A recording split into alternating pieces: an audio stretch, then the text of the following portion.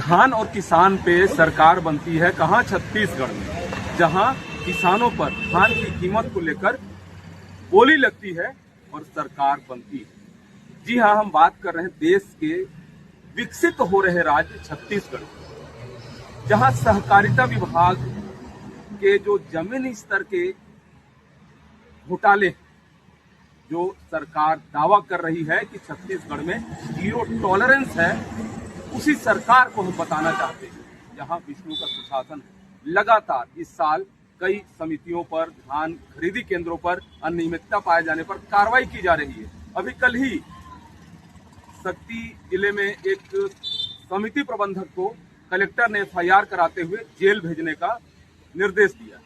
यहां मैं दिखाना चाहूंगा, हम सूरजपुर जिले के जयनगर धान खरीदी केंद्र में मौजूद हैं, जहां ये जो नाम आप देख रहे हैं, मैं अपने सहयोगी महेंद्र जी से कहूंगा दिखाएंगे, समिति प्रबंधक केंद्र प्रभारी श्री श्यामलाल प्रजापति।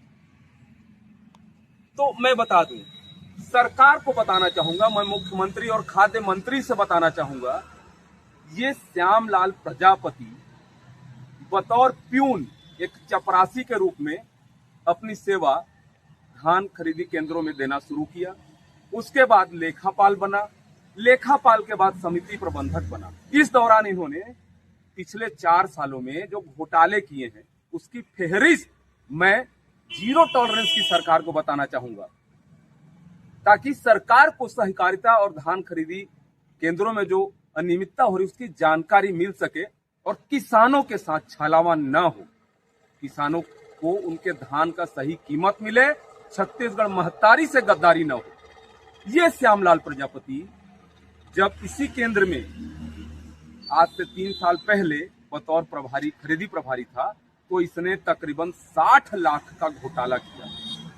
उसके बाद सिलसिले में फिर जो धान खरीदी वर्ष होता है, वहां इसने तकरीबन 1.5 करोड़ का घोटाला किया।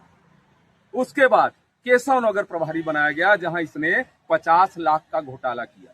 और वर्तमान में पुनः जब ये जयनगर धान खरीदी केंद्र का बतौर प्रभारी है, तो इसके द्वारा किसानों के पैसे को गबन करने का आरोप किसानों ने ही लगाया है, जिसकी शिकायत जिले के उप पंजीयक मती मिंज के पास किसानों के द्वारा की गई है। लेकिन सबसे बड़ी बात, जो जिले के आलाधिकारी हैं या सहकारिता के जो बॉस हैं यहाँ सरगुजा संभाग के, बात की जाए पंजीयक और उप पंजीयक की, उनका कहीं ना कहीं छतर छाया इसके ऊपर है।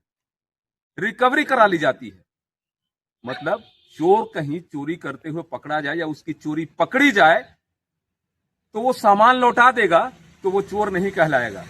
इनका कानून ये कहता है। जबकि वर्तमान में जो सरकार जीरो टॉलरेंस की बात कर रही है, वो कहीं ना कहीं ऐसे गद्दार, ऐसे भ्रष्ट समिति प्रबंधकों पर कार्रवाई कर रही है, एफआईआर कर रही है, उन्हें जेल में डाल रही है।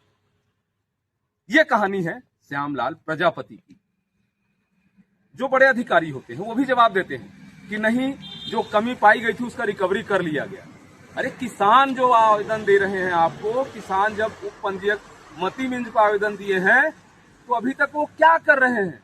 उस आवेदन को तिजोरी में रखे हैं और श्यामलाल प्रजापति से संपर्क कर रहे हैं। क्या ऐसा है? मैं उनसे भी कहना चाहूंगा, मती मिंज जी, आप सहकारिता में महामाया शुगर फैक्ट्री जैसे जगह पे महाप्रबंधक कार्य कर चुके हैं। आपसे सरकार की अपेक्षाएं हैं, आपको इसीलिए उप पंजीयक बनाया गया है कि किसानों के साथ धोखा ना हो। यदि किसान वहां आवेदन दे रहे हैं तो बतौर स्वीकार करते हुए उसकी सही जांच करें और ऐसे समिति प्रबंधक के विरुद्ध एफआईआर कराते हुए सलाखों के पीछे डालें। अब देखना होगा सहकारिता विभाग की सच्चाई को सरकार कितनी गंभीरता से लेती है और क्या कार्रवाई करती है, ये तो देखने वाली बात होगी। सहयोगी महेंद्र देवान के साथ doctor Pratap Narayan Singh, Indian Republic news, गणतंत्र भारत की स्वतंत्रता।